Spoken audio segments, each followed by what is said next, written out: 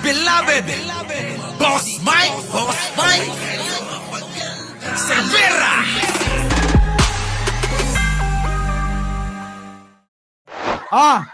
Nakahanap na ng katapat. Sino? Si Dado.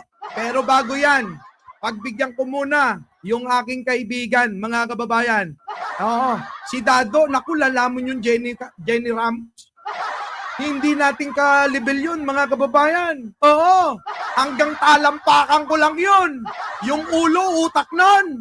Naku, mga kababayan, kahit sabay kami na mag-elementary, roper hanggang dulo yun. Section 1. Pero ako, mga kababayan, tandaan nyo, nung nag-aaral ako, lagi akong nasa harapan. Kahit ako'y section 28 noon, nandun ako sa harapan kasi nakikinig ako, nagtsatsaga ako para sa kinabukasan, mahusay at matuto ko. Sa pangangatwiran, sa kaalaman, sa pagninegosyo, aking inaral lahat yan. Pero etong mga ito, tanungin ninyo, marunong ba kayo magnegosyo, magtrabaho, kumita ng pera sa tamang paraan? Wala sila niyan! Di ba? Tama.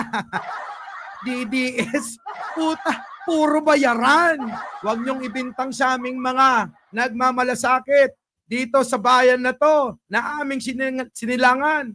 Dito sa bayan na to, kami ay namulat kung ano ang totoong pagmamahal sa bayan. Doon tanungin nyo yan sa mga nagpapaliwanag ng kasinungalingan. Diba, mga kababayan? Ibibintang ninyo. Best friend, pasok ka na. Bago pa ako rito. Nako, ito na. Dahil aalis kami para sa Tagum. Pag-uusapan nga natin yung mga galit ng galit sa ayuda. Ay, yung mga galit na ayuda, yung mga tanga. Tapos pag may ayuda sa lugar nila, nakikipag-unahan sila. Ayaw ng ayuda, pero kapag nandun na sa barangay nila, nakikisingit pa ng pila. Diba? Eto na, usaping ayuda. Pasok. Yung mga politikong galit na galit sa ayuda, pero nagpapa-payout din sila. Pag kayo nagpapa-payout, okay lang. Kung may mukha nyo sa mga pagpapa-payout nyo, okay lang. Pero pag ginawa namin, pag nilagay ni speaker yung mukha niya, hindi na pwede. Epokrito ka rin no? Ano ka talaga ng Diyos? Yung critical na critical ka sa ayuda, hindi daw kailangan ng ayuda. Sige. So we will adjust for you. Oo, si Sarah yan. Galit na galit sa ayuda, pero nung nakaraan, nagpapila. Pinahirapan pa yung mga taga Davao para makakuha ng supot-supot, 2 sardinas, 1 kilong bigas. Mga kababayan, pinapila pa ng kehaba-haba. Putik na yan. Diba? Yung mga matatanda, nainitan, naarawan, nako, para sa 1 kilong bigas at 2 sardinas. Tuloy. Hindi daw kailangan ng ayuda, pero kailangan ng PhilHealth, kailangan ng mga malasakit centers. Hindi pa pwedeng lahat ng yan deserve talaga ng Filipino people? Kailangan talaga na... Correct, kailangan talaga lahat yan. Basta para, sabi ko nga, wala po tayong hindi aayunan, Kicks TV. Na programa, proyekto ng gobyerno, basta tumutulong sa mga tao. Walang hindi tayo aayunan. Walang hindi tayo aayunan dyan. Lahat sang-ayon tayo. Bakit? Nakakatulong Ang hindi ho natin sinasang-ayunan, mga kababayan, yung mga nagnanakaw, bibigyan ka ng pondo, pero gagamitin mo kung saan-saan, tapos hindi mo maipapaliwanag kung sino-sino yung Mary Grace Piatos. Mga Tempura, Nova, Uwishi, Chippy, McDonald. Yan yung mga kababayan ang tututulan. Pero kung ikaw naman, tumutulong, yung proyekto mo, ibinabalik mo sa tao yung mga buwis nila, sang-ayon tayo dyan. Di ba? Sang-ayon tayo dyan. Tuloy. Galit na galit kayo sa ayuda kasi, bakit? Tayo lang ba ang gumagawa niyan? Ang ibang bansa rin po.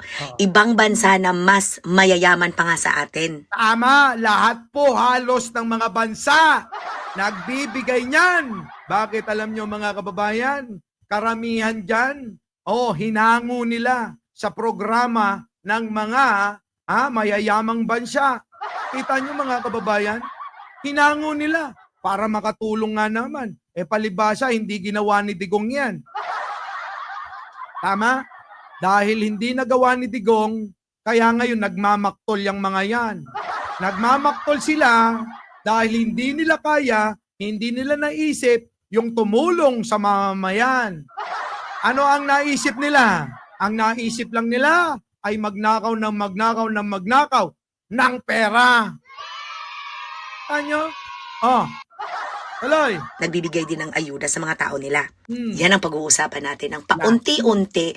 Dahil natatawa talaga ako sa mga politikong galit na galit sa ayuda, pero huy, nagpapapay out, may mukha pa nila. So, dun ko na-realize na galit ka, kahit nakabenepisyo ka. Ipokrito.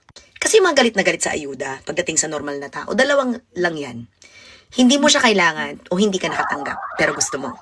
Pero para sa akin, ang daming natutulungan ng mga ayuda na yan. Pero yun nga, sinisiraan nyo para mag-fit sa narrative nyo. O, Correct. diba? Example Oh, tama. na yun. Kaya mga politikong galit na galit sa ayuda, siguraduhin nyo po muna na hindi kayo mismo nagpapa-payout ha. Kasi napaka-ipokrito na kayo nagpapa-payout din kayo when in fact, pera lang naman din yan ng taong bayan na kayo lang din ang Correct. Yan nga yung sinasabi ko, yung pera ng taong bayan binabalik. Sabagay, yung iba hindi binabalik. Kung hindi, gagawa ng mga peking mga pangalan, pero siya pa rin ang tumatanggap. Ano tawag doon? Pandurugas. Biruin mo, gagawa ka ng peking pangalan, pero yung pera sa ikaw pa rin ang tatanggap. Pandurugas ang tawag dyan. nag-facilitate at nagbigay.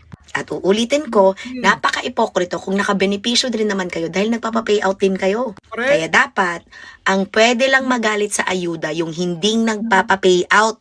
Correct. Yung sariling pera lang ang ginagastos para tumulong sa taong bayan. Meron bang ganon? Hayaan mo na kitang nakabunganga dyan.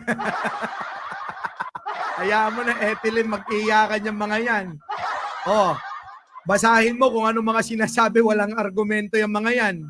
Bakit? Yung mga utak niya nasa ulo ng mga titi niyan. Di ba? Yung mga utak niya nasa mga manilang. Paano makakaisip ng mahaba at maliwanag yan? Hanggang dun lang yan. Kita mo? Nandun sa kadiliman. Tuloy. Yun lang ang may right magalit. Pero pag ikaw, incumbent na politiko, tas galit na galit sa ayuda, pero nagpapapayaw rin na may mukha mo, hilom, shut up, zilch. Ako lang yun. Nagpapapayout, nagbibigay ng ayuda na galing sa aking pera.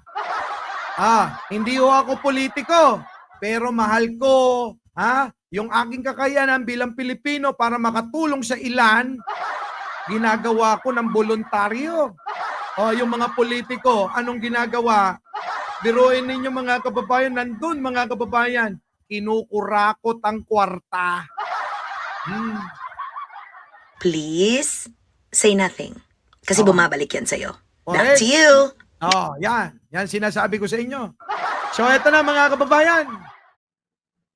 Our beloved Boss Mike Cervera.